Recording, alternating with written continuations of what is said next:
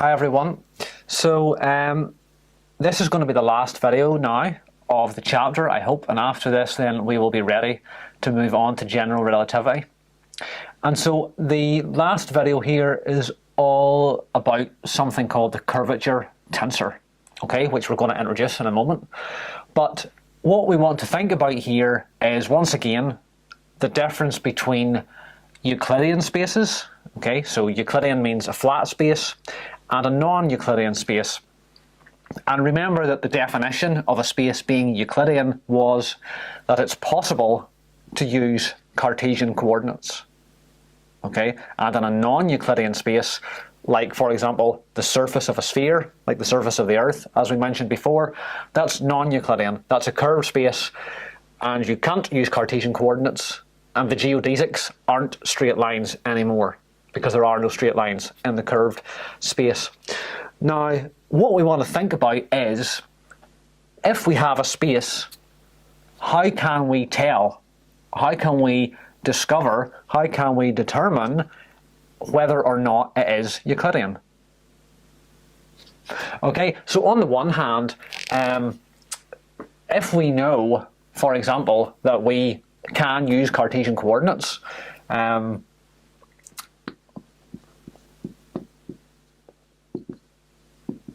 so if we can use Cartesian coordinates, then that implies that our space is Euclidean.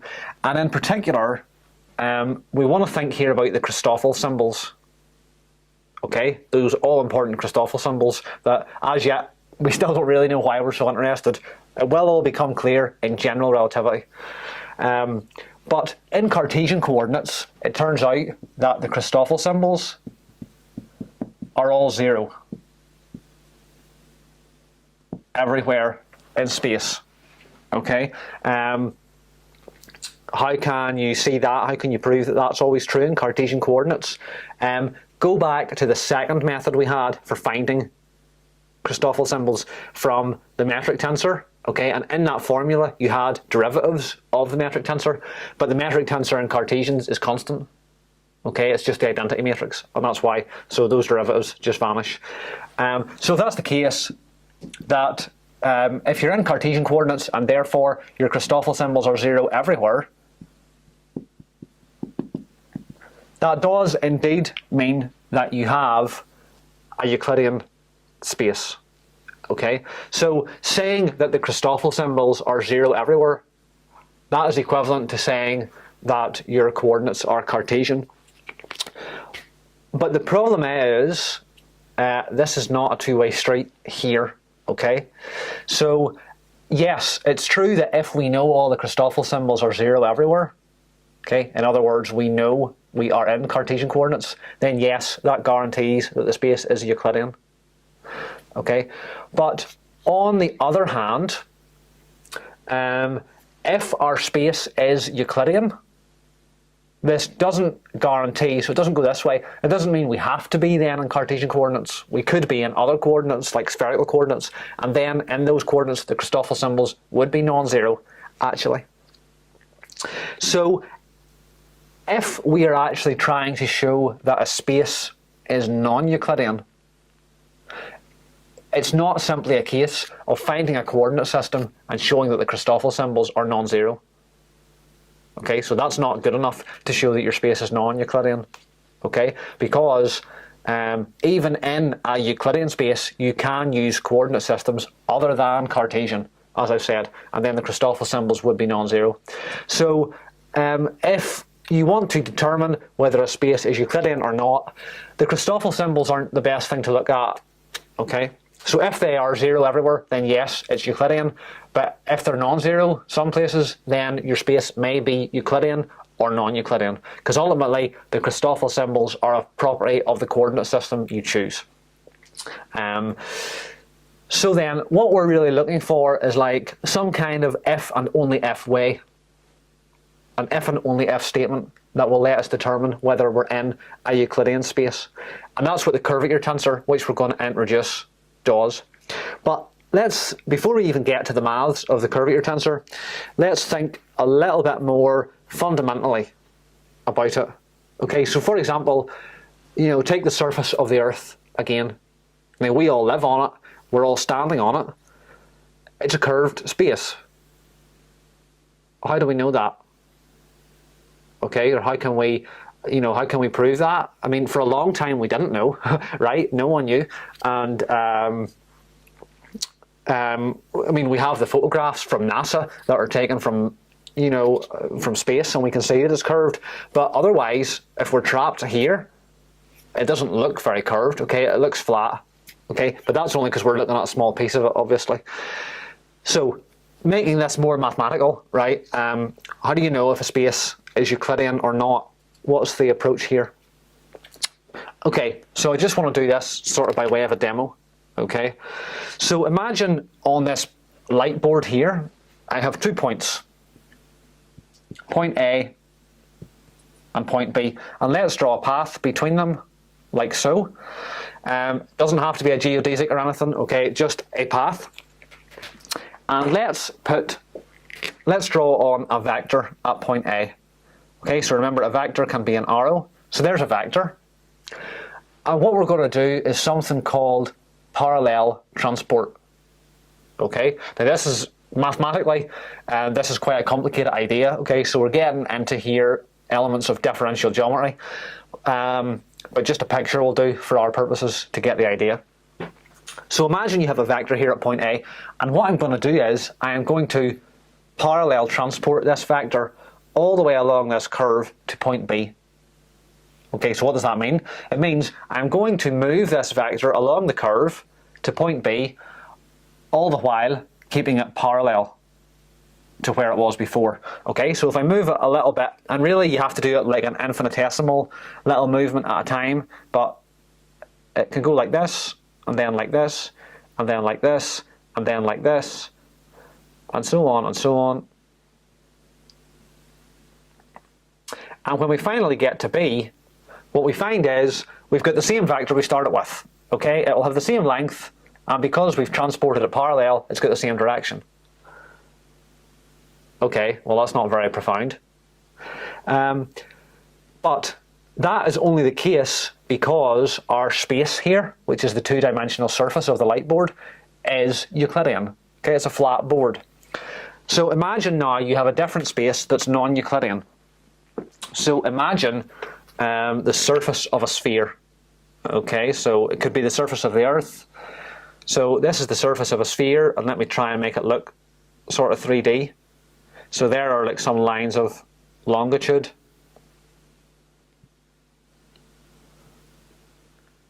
Okay, can you imagine? They should all be going to a point at the bottom, I suppose, the South Pole.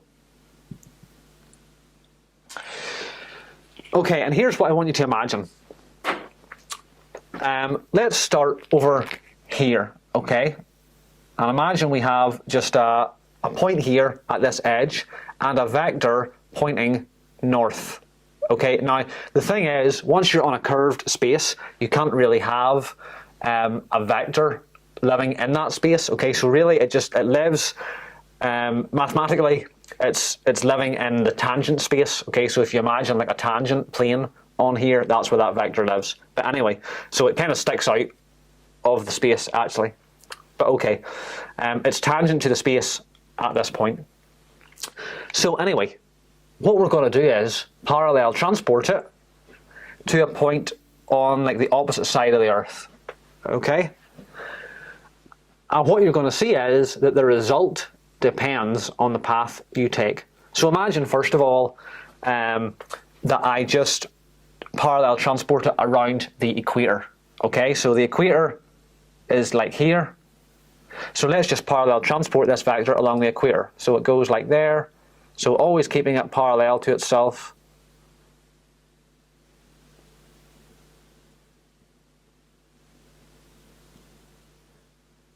Okay, and at the far side you end up with a vector of the same length, and it's also pointing north. Okay, this is the North Pole. This is the south. Fine. But watch what happens if you take a different path. Imagine instead that I started with this vector, so let me draw over it in green now. And I parallel transport it by going, instead of going around the equator, let's go up and over Okay, so up over the North Pole and down to the other side. Okay, so let's go up a little bit. So let's bring it up to here. But the thing is, in the curved space, as I say, the vector really lives in the tangent space, and it has to stay in the tangent space. So whenever you parallel transport it up a little bit here, the tangent plane moves around like this, and so the vector has to get projected back into the tangent plane. So you keep it as parallel to itself as possible. So maybe I draw one point here, but you always have to keep it kind of tangent to the tangent to your surface. Okay, and if I bring it all the way around, you actually end up, by the time you get to the other side, you have a vector that points south. Okay, and that's different. Okay, so parallel transporting in a non-Euclidean space, going between the same 2 points, so from here over to here, the result will depend on the path you take. And that's how you know if a space is non-Euclidean, because parallel transport of a vector is path dependent.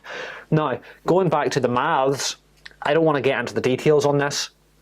It's a deep subject, but this is related to the the fact that covariant derivatives don't commute. Okay, so remember way back that covariant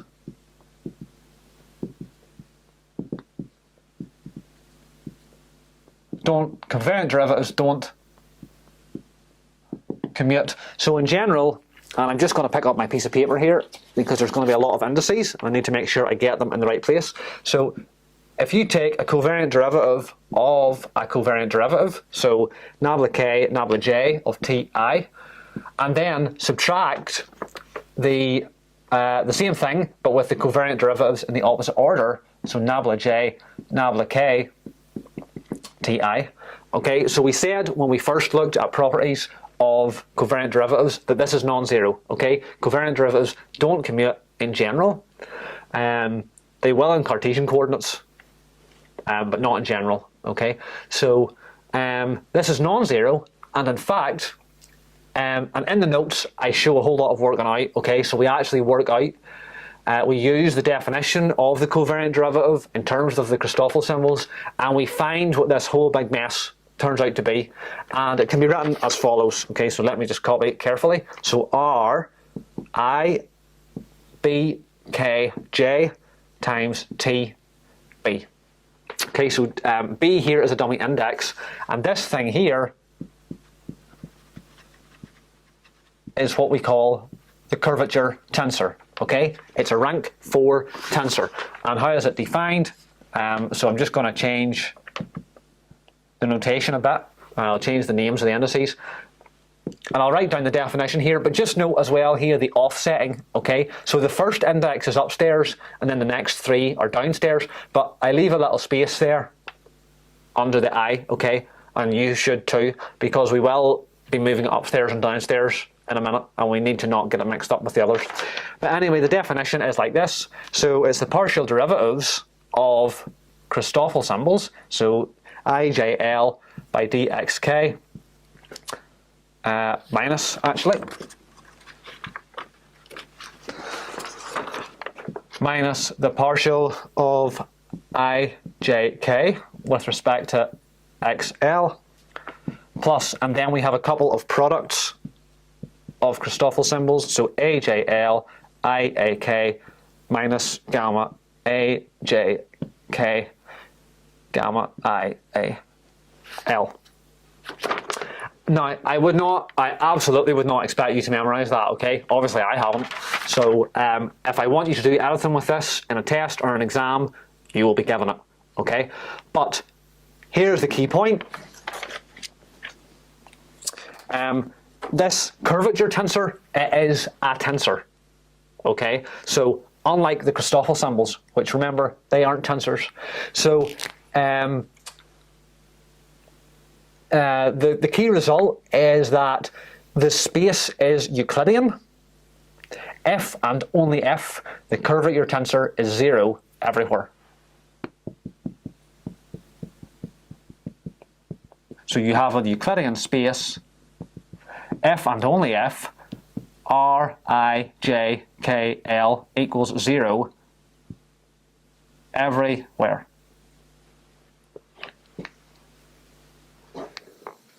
Okay, so now that we have seen and defined the curvature tensor, we've written down the key property that we're interested in about it, which is the fact that if the curvature tensor, so all of its components, if they are 0 everywhere, then you definitely have a Euclidean space, okay? And that's a tensor equation, okay? So the curvature tensor is a tensor, so if it's 0 everywhere in one coordinate system, it's 0 everywhere in every coordinate system. But now we're just going to finish really by just noting some properties of the curvature tensor, which you may need in some of the homeworks and some of the exercises.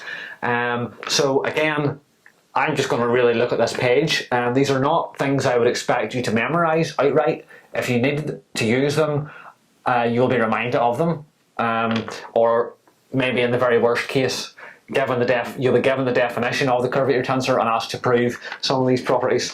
But the first one is that R, I, J, L, K is equal to minus R, I, J, K, L. Okay, so it's skew symmetric or anti-symmetric in the last two indices. Okay, so if you swap the last two indices, you get the same thing with a minus sign. Also, R, I, J, K, L plus R, I, L, J, K plus R, I, K, L, J is equal to 0. Okay, so what have I done there? I've kept the I the same, and then the bottom three indices have been swapped cyclically. Okay, so JKL, JKL, JKL. Add those, you get 0. Okay, and these properties, by the way, they just come from the definition of the curvature tensor. So proving them is just a case of writing down the definition of this, the definition of this, the definition of this, and just looking for lots of cancellations to get 0. Yes, and then there are some more. So there are some more symmetry properties that are best expressed in terms of the fully covariant form. Okay, so this upper index, this first index at the minute is upstairs, but you can lower it using the metric tensor in the usual way, and you can have a fully covariant curvature tensor. And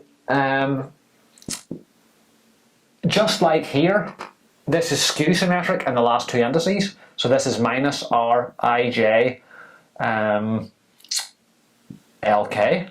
Okay, if you swap the last two indices, you get a minus sign. It's also skew symmetric in the first two indices. So if you swap I and J around, but keep KL, then it's this with a minus sign. And thirdly, it's symmetric if you swap pairs of indices. So if I swap IJ with KL, so like this, so KL goes here, and IJ, so it's like two pairs, then it is symmetric. So that's just a plus sign there. In the fully covariant form, there's also this cyclic symmetry. So R, I, J, K, L plus R, I, J, K, L plus R, I, J, K, L equals 0. Okay, so there I have just kept the I at the start, and then J, K, L have been swapped cyclically. And yes, one more.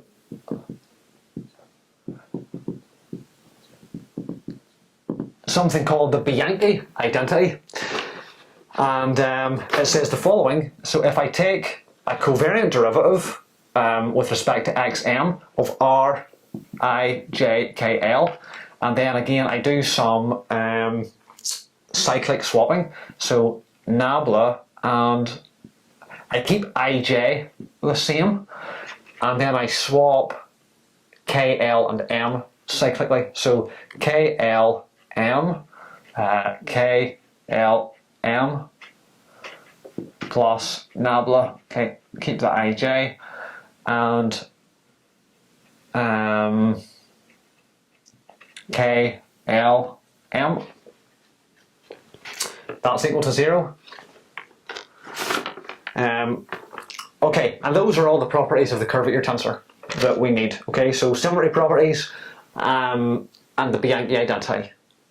Alright, so you don't have to memorize any of them, but they are given. The proofs of most of this is in your PDF notes if you want to have a look at it. Okay, and then we're coming now very quickly to the end of this chapter.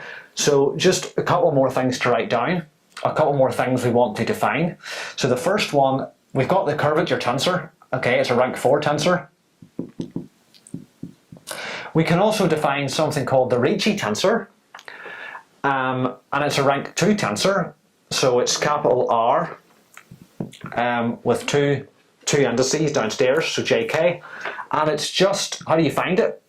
It's defined from the curvature tensor, and what you do is you set the first index, which we keep upstairs, so so this I, you set it and the last index to be equal, okay, and then summed over, so I is a dummy index here.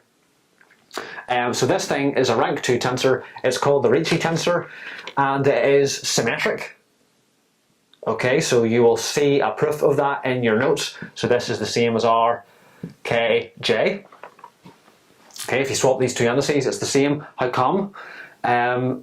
You'll see the proof in the notes, but you can lower this index using the metric tensor, and then you swap this pair and this pair. Okay, and that's the same.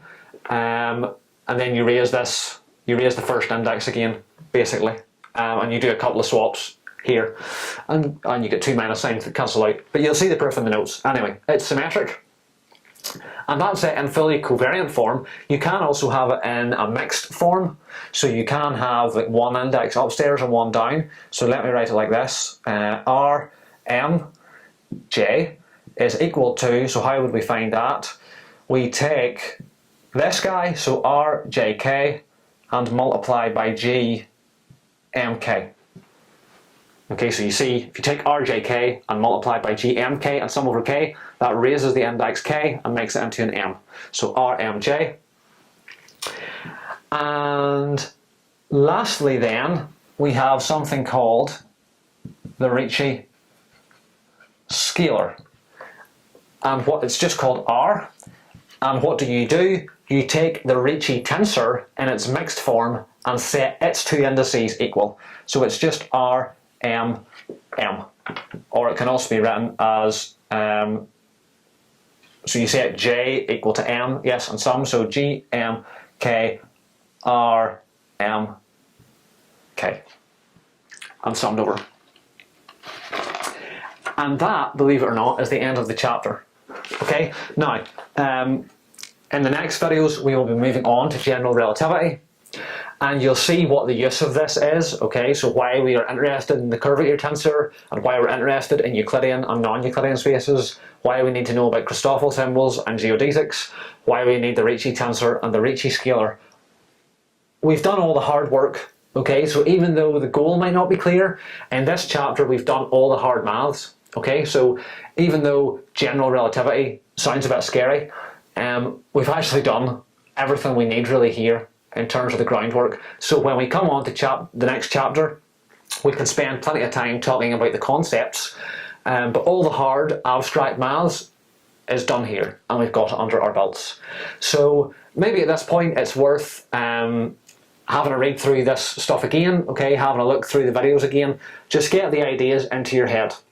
And I'll see you next time in the first video for general relativity.